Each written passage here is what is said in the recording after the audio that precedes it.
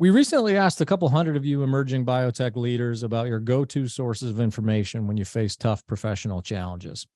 Your top response wasn't webinars, it wasn't scientific journals, it wasn't trade shows, it wasn't even consultants.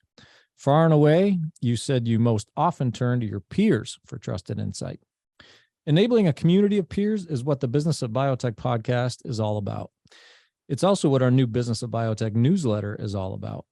Peer-driven content, no strings attached, delivered to your inbox once a month. Go to bioprocessonline.com/BOB to subscribe. The Business of Biotech is produced by Bioprocess Online, part of the Life Science Connect community, with support from Cytiva.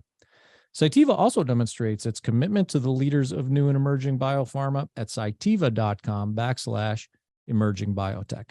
Check that out. Dan O'Connor learned how to embrace adversity as a captain in the United States Marine Corps, where he was among the first wave of U.S. Marines deployed to Saudi Arabia for Operation Desert Shield immediately following Iraq's invasion of Kuwait in 1990. 33 years later, Dan's a JD who's held senior leadership and CEO roles at multiple biotech companies, including ImClone, Bracco Diagnostics, Advaxis, Oncosec, Larkspur Health, Celos Therapeutics, and now Ambrx. Dan's seen some things over those years, but he's held a remarkably positive attitude even through the recent downturn and access to capital. And that positive attitude and embrace of adversity has rewarded Ambrx, his most recent venture, quite well. I'm Matt Pillar, and on this episode of the Business of Biotech, we're going to learn a bit from Dan as he reflects on the ups and downs of 33 years of biotech leadership and shares what he's up to at Ambrx. Dan, welcome back to the show. Hey, Matt, thanks for having me. I can't believe it's 33 years since I was in the Marine Corps. I'm telling you, I the words felt funny coming out of my mouth because you look fantastic. You don't look like you've been running these roads for 33 years. Well, thank God it's shot from the shoulders down, you know. Yeah, I can safely say none of my uniforms the buttons will line up here. That's for sure. There's no. Yeah. Well, I mean, yeah, like I said, you look fantastic, and I'm super happy to have you back on the show. We last recorded together in the spring of 21 when you were on my guest. You were my guest on episode 45 of the Business of Biotech, and here we are. I don't know. I think when this drops, it'll be like episode 150, 151. So, congrats. Yeah, thank you. More than 100 episodes later, couple years have passed. What have you been up to since we last spoke? Sure. Yeah. So I have just fairly recently joined Ambrx. Ambrx has in development two antibody drug conjugates, and I'm happy to describe what those are. I have had a terrific opportunity to step in and lead the company last November, and we've been doing well. I think I was very fortunate because the company's been in business for about 20 years. Developing its technology and kind of refining and perfecting its technology, and I think we're seeing today the fruits of those labors. Is really starting to manifest in clinical trials and our clinical trials. So I say to people, we're standing on the shoulders of great scientists that have done work for almost 2 decades to get us to where we are today. Yeah. What was the inspiration to join the company? What was the appeal? What sort of lured you in? Give us the circumstances that led to your joining there. Sure, you bet. So yeah, I got a call, which was really nice to get a phone call when someone says, I'd like to talk to you. I think what was most attractive to me is I saw that the company had fantastic technology in a really good space of cancer drugs in development. These so-called ADCs, antibody drug conjugates, and I saw that my skills at least I think I've developed over the last several years could fit nicely into the needs of the company in the moment. That was really kind of unfortunately, like a lot of biotech companies in the last 2 years, the companies had experienced a pretty significant decline. It's since it IPO'd, and we saw the opportunity to, potentially turn it around and really kind of put it on a different trajectory. So fortunately, again, because of the work that was done by many great scientists and others over the last, many years, I've been able to kind of seize upon that and communicate it and really kind of put the pieces of the puzzle together Yeah. to get the company into a different place. A big one of the big puzzle pieces there I referenced when I was running through that sort of opening monologue that despite the slog that the last couple of years have been, you guys announced a rather large funding round. It was just back in March, correct? Yep. So tell us about that. Sure. It was an ATM, actually. So it was, we had an ATM and we were able to successfully use it. That put about $80 million into the company's resources. I think we netted out about 78. And, that was, again, I think, indicative of the work that's been done and the data that's been emerging onto, I think, emerging to be very important programs. One in prostate cancer, and one in metastatic breast cancer. Yep. Yeah. So I want to talk about those. I'm going to let you pick let's do a little choose your own adventure, Dan. We'll choose your own adventure. I want to learn, about that experience with the ATM and sort of get your perspective on the characterization of the capital markets environment right now. Factors that are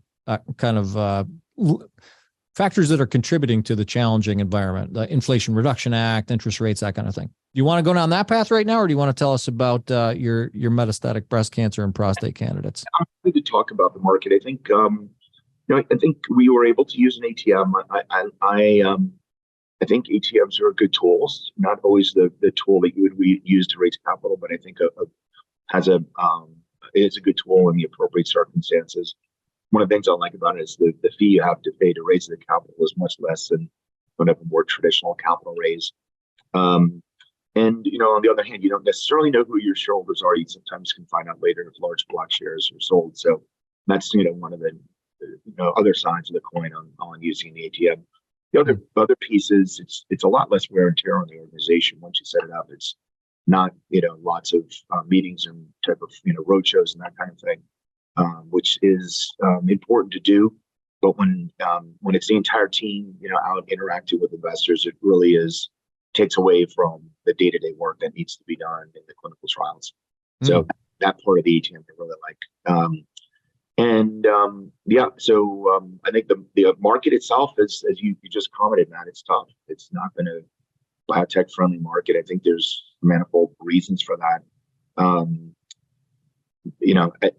I think I can say that the small cap biotech companies are an extremely important part of the ecosystem because they're the ones that are really bringing forward the treatments that big pharma is not going to work on or to try to tackle. Yeah. And without that kind of work happening, I think we lose a lot. And I think it's been really hard for a lot of these companies to continue to raise capital because they're not at the stages that investors will invest in or necessarily where they sometimes in the past have been willing to deploy capital at certain points in a company's early life cycle. Now it's really more predicated upon data and more importantly kind of specific data in kind of certain areas. So it's really become kind of a narrow focus in terms of the companies that are able to raise capital versus those that aren't. I hope it does change because again, I feel like the small cap biotech is a really important part. So many things need to be tried. We don't know if the drug's going to work until you get into human clinical studies. There's things that people think aren't going to work and end up working, vice versa. So that to me, that's an important part of what needs to happen, and hopefully that capital environment reverses and whatever the other kind of things that are happening outside the biotech market resolve, so it returns to more of a normal state. Yeah. Yeah. What advice do you have for those small cap biotechs who maybe don't have, enough data to satisfy the investor community's desire, for data to fund right now? What in order, like bigger picture, in order to avoid losing that innovation and keep momentum on that early stage stuff going on, what can small biotechs do? What can the industry do? Yeah, I've actually had to do it. You have to work with your partners, right? So you're running a small company. You usually are hiring service providers, CROs, CMOs And and lawyers, others, you've got to. One of the things to do is try to have them work with you and negotiate. That's something where they're willing to still do the work and and potentially get paid or take some risk. Risk share, those type of things. It never hurts to ask. Sometimes the answer is going to be no, and you probably think it's going to be no going into it. But kind of thinking in kind of creatively in that way can help.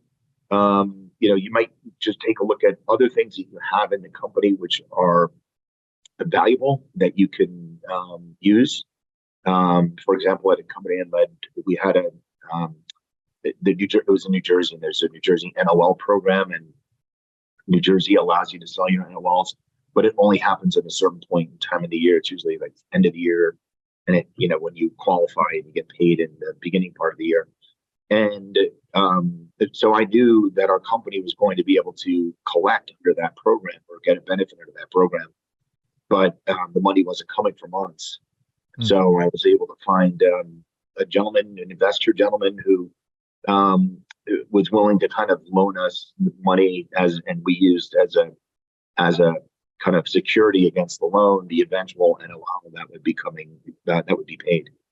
And it was probably ended up being the most efficient capital we had. He didn't charge us a lot of interest to do that, and it bridged a gap. And I think that's kind of the thing. You just try not to be afraid.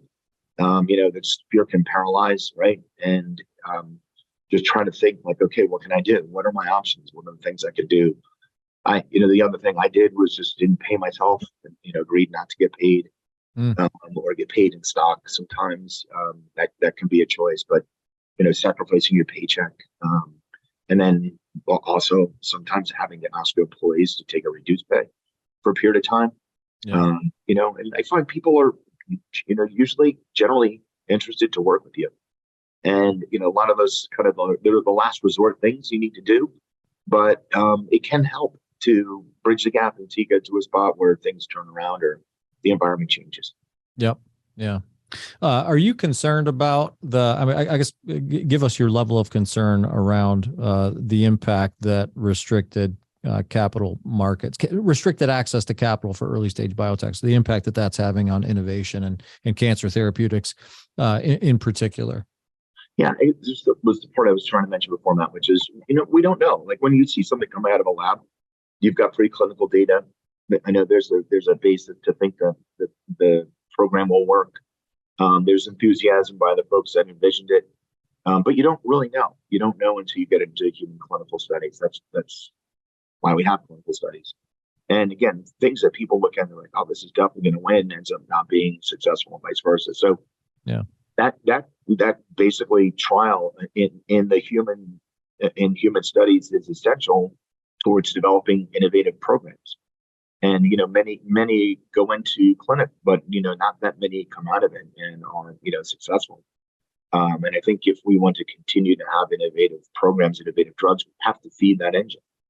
And there's some investors, I guess, that look at that and say, okay, if I can win a certain percent of time on my investments, I'm good. I'm going to continue to invest in biotech.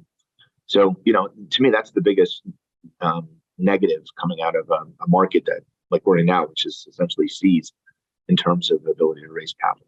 Yeah. Yeah. Well, that's a good segue to tell me a little bit about your candidates. And then I've got a bunch more questions for you about company building, business building that I want to get to. But, you're talking about confidence and clinical data. Tell me a little bit about what, where Ambrx is with its clinical candidates and what those candidates are poised to do. You bet. So there's two that we're focused on. We have a lot of others that we've developed, but I'm a believer in focus, and I'm not going to let us be distracted by other important programs that we have that are kind of on the shelf. We really want to make sure that we can bring these two forward, and then hopefully that will unlock the potential of the others. The first more mature program is called Ambrx 788. I just refer to it as 788. And this is an ADC that's directed towards HER2. And you probably know what an ADC is, but for the people that are listening that don't understand or don't generally know, it's an antibody drug conjugate, which means that you take a monoclonal antibody that's been engineered to fit into or to be inserted in a receptor on a cancer cell. In the case of this program, it's the HER2 receptor, which is a receptor that's in the family of epithelial growth receptors, but basically it's a receptor that helps the cell proliferate, the cancer cell proliferate. So when I was in Implone, we developed what we call blocking antibodies, which fit into that receptor and blocked the natural protein, which would otherwise go into that receptor and cause the cell to grow. We call that competitive inhibition. And in essence, it's that feature of competitive inhibition married up with delivering a piece of chemotherapy to the cell. The thought was, chemotherapy is extremely effective at cell killing, but it's an indiscriminate killer, right? It's a killer that kills all cells, fast-growing cells that are in the body. When a patient takes intravenous chemo, it's going to go everywhere and essentially kill everything. And so the idea here is to marry up that targeting specificity of the monoclonal antibody, again, what we're doing in Implone, getting into the surface receptor of a cancer cell and attaching to it a piece of chemotherapy. And that way we bring the chemotherapy directly to the cancer cell and destroy it. Yeah. In other words, we're deploying chemotherapy without having to put it throughout the body. And the piece that Ambrx has, and this is to your earlier question about what drew me in, was we own a piece of technology that was developed at Scripps and spun into Ambrx many years ago. And that's a specific type of conjugation of the payload to the antibody. So the chemotherapy's here, the antibody's here. You need to bring those two things together. And that happens through a process called conjugation using something called a linker. But to describe it as a metaphor, if you're conjugating onto the antibody and your conjugation is weak and it just pulls off, you're going to defeat the purpose, because the chemotherapy is just going to pull away from the antibody. The antibody is going to fall apart in the bloodstream. It may go to the target, but it's not going to deliver the chemotherapy. And more importantly, the chemotherapy is going to be diffused throughout the body. So essentially, like chemotherapy, again, kind of countering the whole goal. And so with that technology, we built these two product candidates. Again, the first is directed towards the HER2 receptor, delivering a payload called a microtubule, basically that destroys the cell structure.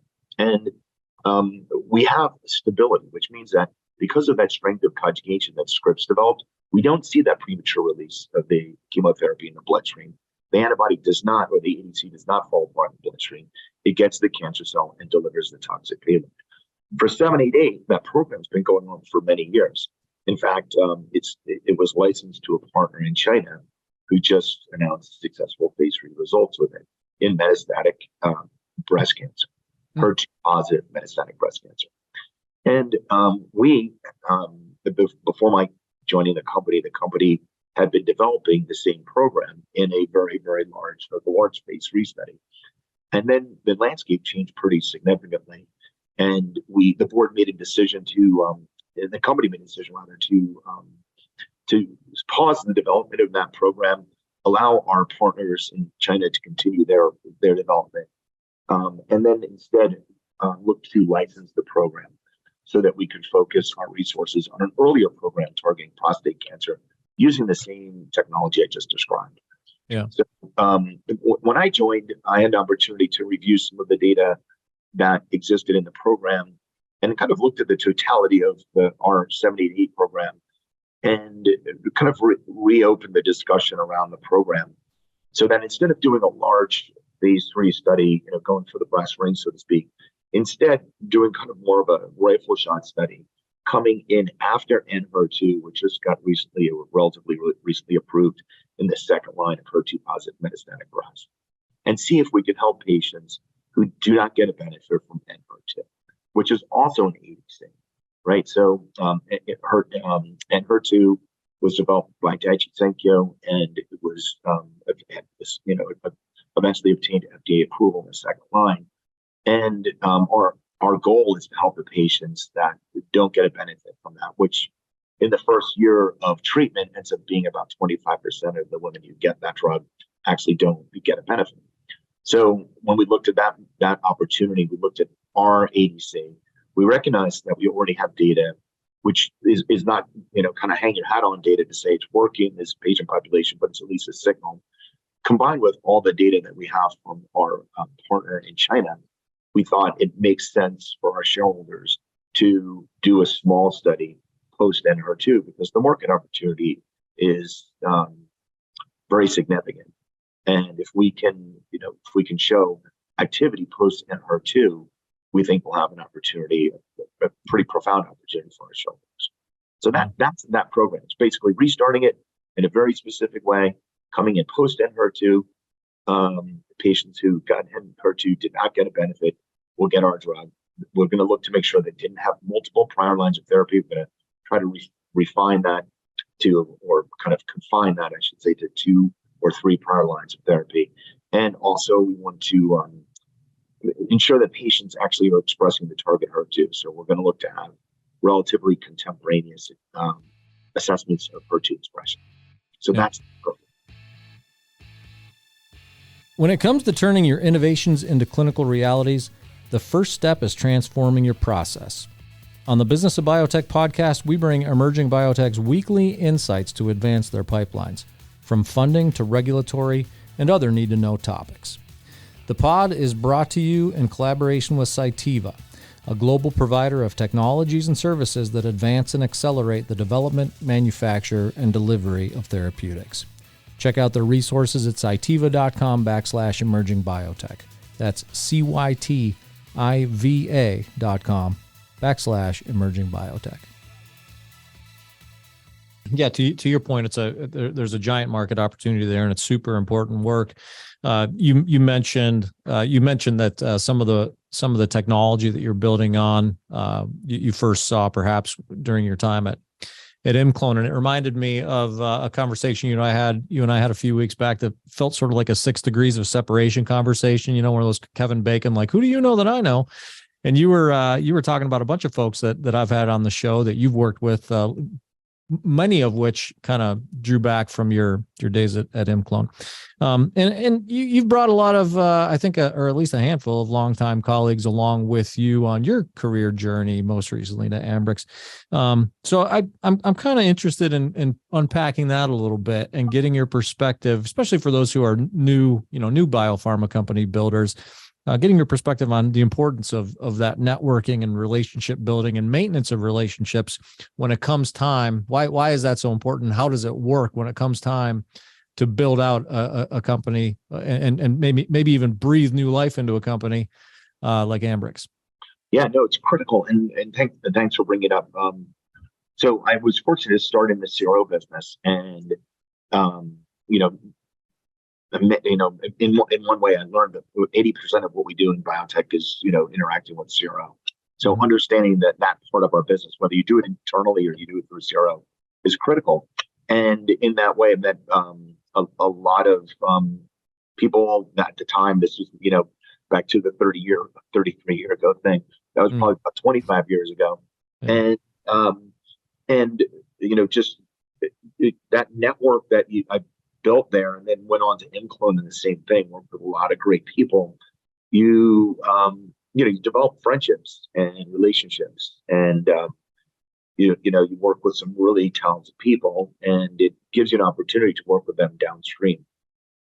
I had a colleague who once said the best compliment you can pay to somebody is working with them again at another company. I was kind of thought about that. I was like, he's probably right about that. But I kind of feel bad for the there's a push to work from home now, and it definitely works. We can all be productive and have meetings on Zoom, etc. But for folks starting off in their beginning part of their career, definitely encourage them to try to get into the office, because that human dynamic and those relationships you're forming in the beginning parts of your career are critical. They're the ones. These are going to be your colleagues throughout your career, and they'll be people that you help, people that will help you, people that may work with you in the future. So, not having the advantage of being shoulder to shoulder with those people, in the earlier parts of your career, I think is not a good thing. And I would definitely encourage people, if they have the choice, to get into the office and kind of interact. Yeah. I recently had a guy by the name of John Balchunas on the podcast. He's the director of workforce development, I believe, at Nimble. And the entire focus of that conversation was around how difficult it is to outfit a team in this day and age, in biopharma, from the bottom up, right? From a production level, the manufacturing floor, right on up to the C-suite. So I can only imagine that. I mean, a lot of this takes time, right? We keep going back to that. We keep aging you, Dan, going back to that 33 years in the space. But, a lot of that I understand takes time. But how, especially in light of the fact that it's difficult to build talent around you in biopharma right now, because we just don't have the volume of talented people that are necessary to feed into this great innovation engine. Does that really, exacerbate that absolute need to network and build relationships and pull people along? Yeah, I think it does. I think if you get the chance to be the leader, I think one of the things that I've tried to do is not hire, if I've worked with somebody in the past and I know they can do it, it doesn't matter to me if they were a lower level person, they're going to a higher level. If they're good, they can learn, right? I've hired people that were at director level and to a vice president level, maybe director level at a bigger company, VP at a smaller company. So, there's that dynamic, but it's mostly when you've worked with someone, they're talented. It's okay to kind of bring them in at a level that, and give them responsibility that they may not otherwise be getting for a while. And, that kind of opens up the playing field, right? Because, someone could say, well, they've never done that before. They don't, they've not been a fill in the blank role, right? And, so why would you hire them for that position? And if I know them and I've worked with them, I'll say, look, it doesn't really matter. They're going to learn it. And, you're hiring talent. You're not hiring kind of someone to do you are hiring them to do a specific job, and there's expertise that comes along with that. But the people that, if you've worked with somebody who can handle it, bringing them in and bringing them into an area that's above where they already are, may not on paper make sense, but it's always worked out. Yeah. And it kind of opens up the playing field because you're going 2 or 3 levels below, right, where the person, where the candidates you might be recruiting for would come in at. And then, again, maybe just because I was an English major and I'm in a science business, I love science. I look at people's core backgrounds, but I mostly want to interact with them and talk to people that have worked with them. Because it's you bring your knowledge base to the table, but what you really bring is your abilities, and having those abilities brought to bear in a company when they're good and solid, it can make a huge impact. And so to me that's the piece I look at. It's like to try to look at the person, not necessarily where they went to college or those kind of things. What have they done? And what do others say about them? It's it feels nuancy, right? Like it feels it's difficult to offer prescriptive how to advice on team building around sort of that mentality that you're describing right now. But I'm curious, to what degree that approach was shaped in your time in the service, maybe how did that sort of influence this? Because I think about it on as you're talking, I'm thinking about it on 2 different sort of planes. One being I know in the military, repetitive mastery is a principle, right? Repetitive mastery of a task, of a thing, discipline in that approach. But then also on the flip side of that coin, there comes a point in a situation of, a guy like you volunteer and you become a captain in the U.S. Marines, and then you find yourself moving from repetitive mastery sort of skills building to here I am in Iraq, in the theater. So there comes a point, I think, to the point you're making, Dan, there comes a point where you say you know what, this person hasn't seen it, but I think they got the chops. So we're going to put them into it. Right. How does that was that formed up by sort of some experience? As you're talking about, it might have been a little bit, I don't know. Maybe I'm making that up. No, I'm just you're actually very right. Like, it's a great example. Like, if you're, kind of in a kind of a situation that's not intense, right? It's maybe, not you're not training anymore. You're actually doing, right. Um, in that situation, you're thrown into, to do jobs that you've never done before. And, you're taking on responsibilities that may be 3 levels above where you currently are. And, again, that in that setting, that, doesn't matter if you can train for it or not. If you have to do it, you do it, you figure it out. And those are the people that and see, and you kind of see them in a business environment. When you work with somebody like that, the person's really solid. They just get it done. They figure it out, and if you have a chance to hire their boss or them, you might go for them, even though their boss has more experience, Anyway, I think that's a good analogy, because at the end, when you're really working in a situation that's a crucible type of situation, you're under pressure, you're looking for people who can get things done. And that's usually the person that's got a good attitude, that has, work ethic, is kind of a constant learner, who's a volunteering for projects person, is kind of taking on more work and getting it done, delivering results, right? Not just the effort, but actually the results. Yeah. And then, and again, I've had the chance to work with people, and then fortunately been able to, bring them in. And I think the part about maintaining the team, though, is even harder than recruiting the team. Because when you bring in really talented people, and maybe they elevate to a certain level, and then they have an opportunity to go on, and they get phone calls, right? Everybody gets phone calls from recruiters frequently, and people are competing for talent. And those folks usually, after a period of time, will go on and do great things, right? In their own right, they'll go on to be a CEO at some point, or a C-level person. So sometimes I get like, I wish they would stay. I want them to, can we all just keep working together? Yeah. But it's selfish, honestly. It's a selfish thing. Sure. Yeah. Yeah.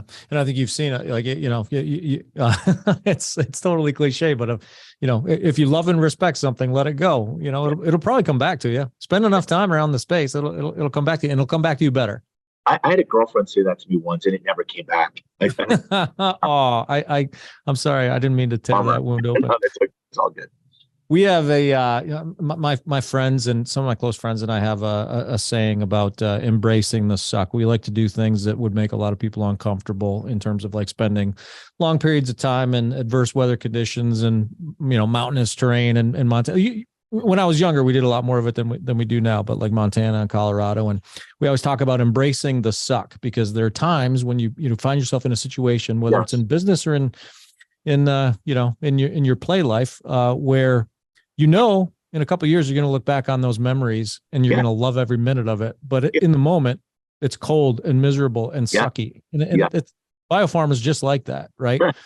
Tell me about that. I mean, I know we talked a while back about TBS, and that kind of lines up with this embrace the suck thing, right? So tell me about TBS. Yeah, the base is cool. And I'll get into some of the other creative names the Marine Corps gave TBS. It was officially called the Basic School. It's the follow-on training you get once you earn a commission in the Marine Corps, where you learn how to be an infantry platoon commander. Every Marine officer learns that role. You're right, though. Depending on the time of the year you go through that, I think it's a 9-month program, something like that. But it was actually referred to as the Big Suck. It was also TBS. Referred to as TBS, the Big Suck. It was also referred to as ticks, bugs, and snakes. This better stop. This base sucks. On the list went on. Yeah. And it does form you. Although, I guess it's really the personality. Like, I don't, like, sometimes people say, well, you went through tough stuff and you did the hard things. I guess that helps you in the situation you're currently in if it's hard. And not really, honestly. For me, it's like, I don't draw upon those things and be like, oh, I've done this, I can still do this. It's more like just, you have to do it, right? You're in a situation that it needs to be done. Something needs to be done. So you just got to press on and get it done. And you're right, in biotech, again, I had another colleague he said to me, it's biotech is the place where you can go from the highest highs to lowest lows in 24 hours. Yeah. And, it can be right. I mean, things change frequently. But I think the thing that I most fight against is being afraid, right? Being afraid of failing, being afraid of not taking chances, and really just kind of dealing with that fear and pushing it down as much as possible. Because it is not, there's anything pretty much you're running human clinical studies, there's a lot of variables, and pretty much anything can happen. And, there's ways to ameliorate those risks and those things. But for the most part, it's still like, biology of human beings. And, that can be hard, that can be really hard. You're kind of working through it, and you're really believing in it. And that's where kind of the fear sometimes creeps in. It's like, what if this does work, kind of thing. For me, I just feel like, all right, that's, if people weren't trying it, no one would get a potential advantage here. You just got to push it down and keep going. Yeah. Yeah. Do you have any any practical advice for I don't know, putting yourself in the right headspace to push that fear down? Great question. Don't make decisions on a little bit of sleep, because you can work around the clock, and then you're in a moment where you have to make a call. Don't do it. Go get some sleep. Don't make a call like where you haven't slept for a couple of days or 2 or 3 days. Yeah. Then it can happen, like you're working on a project and you're around the clock and you're working until 4 a.m. and getting up at 6, and then all of a sudden you got to make an important decision. That's usually a bad moment, and it's better just to, if you can, push it out, get some sleep, and then make the decision. The other thing I try to do is, before I make big decisions, I talk to people. There's kind of the saying, there's wisdom in the counsel of many, right? You don't necessarily do what people suggest or do, but you're gaining perspective. And, a lot of times when you're listening, people will tell you things you haven't thought of. And again, really important decisions. I try to kind of interact with people and kind of explain the situation to them and say, what would you do? And get some interesting answers. Yeah. Yeah. Always enlightening, and that's great practical advice. I can tell you, I know I've made some very bad decisions on little sleep, so I can definitely resonate with that. And the other part is, like, people say, I don't infuse emotion and try to make data-driven decisions and those things. That's true, but a lot of decisions sometimes can be your instinct, which is an emotion, right? You rely on that. Some people have really good instincts and kind of can anticipate the way things are going to happen. The other thing sometimes it helps doing is, if you don't have to make a decision in the moment, you don't want to be indecisive, and there's a balance. But if you don't need to make a decision in the moment, you don't have to make it. And again, another person I worked with once is, I generally don't make decisions unless I really, really have to. Yeah. I was like, wow, that's interesting. I'm the opposite. I'm like, yeah, let's do this. Let's do that. Let's do this. Let's go. Yep. He was much different. He was like, yeah, no. But thanks for asking me, but I'm not going to make a decision now. If I don't have to make a decision on this, I'm not going to. That's interesting. Yep. We're running short on time here, Dan. I know you got a board meeting to get to, so I'm not going to hold you on too much longer. I'm curious though. We've spent a lot of time here. I don't want it to sound like a downer conversation. We spent a lot of time talking about like embracing the suck and making hard decisions. And tell me, you talked about fear. Yeah. The flip side of fear in this business, I think, is excitement and anticipation and positive, right? So tell me what you're most excited about. Oh, it's interacting with patients who get a benefit from your drug as they're going through a clinical study. It's irreplaceable. Like getting a text or an email from somebody saying, you helped me tremendously, you helped my mother, or whatever. Yeah. That is really what makes it worth it. And then if you're, like when Erbitux got approved, I was at an ASCO and going through the booth and just paused for a moment, looked up and saw, the commercial name of the drug in lights. And, reflected on that. It's like, it was decades to get there, and so many people and so much, work. But here it is, helping thousands of people, and really, I think, help, the influence teams and the founders and really put into motion the blocking antibody and really, I think, paved the way for the checkpoints. And so that's an amazing feeling. Irreplaceable, and I say to people, it's like, look, we're not making chairs, right? There's nothing wrong with making chairs, but we're making life-saving cancer drugs. It's a privilege, right? It's probably when we're all at the end, and we're like starting to go to the downer path again, but you're at the end, you're like, all right, what did I do? Like, you're not going to regret having made drugs that help people with cancer ever. Right. So again, that to me is like, it's awesome. It's such a beautiful thing. And something I'm super grateful for, especially here at Ambrx. I mean, I think we have not only the HER2 program, but the prostate program that we have is heating up really nicely. And it's super interesting because people have tried to target this particular target. It's called PSMA, prostate specific membrane bound antigen, right? So it's a specific antigen that relates to prostate cancer. And other companies tried to target this with an ADC and couldn't because they had weak conjugation, they had toxicity that was unacceptable. And so far, we're having the opposite because of the strength of our conjugation. We're not falling apart. We're not seeing unacceptable toxicity. And I think we're going to be able to get to a therapeutic dose. We're also seeing PSA levels decline. So, and again, that's on the positive side of things. As you're going through this, you're like, oh my gosh, this is working. It's beautiful. Yeah. So hopefully that provides the listeners some kind of happy thought at the end of this. Yeah, no, we'll be paying attention. It's exciting work. As I said, indications that affect, nobody, like there's no one on the face of the earth who is not familiar or doesn't know people who are affected by prostate and metastatic breast cancer. It's super important work. Great big giant indications. We wish you the best, Dan. I always enjoy spending time with you. Hope to have you back on the show again soon. And thanks again for spending some time with us. I'd love to. And thank you so much for how you conduct this interview. It's really appreciated. My goal is to come back and give you good updates on these two programs. We'll hold out for it. Awesome. And I'll try not to fill it up with sad stories. We'll make it some happy stories. That sounds good. All right. So that's Ambrx's CEO, Dan O'Connor. I'm Matt Pillard. This is the Business of Biotech. We're produced by Bioprocess Online with the support of Cytiva, which demonstrates its support to new and emerging biopharma companies at cytiva.com/emerging biotech. If you like listening in on conversations with biopharma leaders like Dan, subscribe to the Business of Biotech podcast. Sign up for our newsletter at bioprocessonline.com/BOB. And also be sure to leave us a review. Let us know how we're doing. As always, thanks for listening.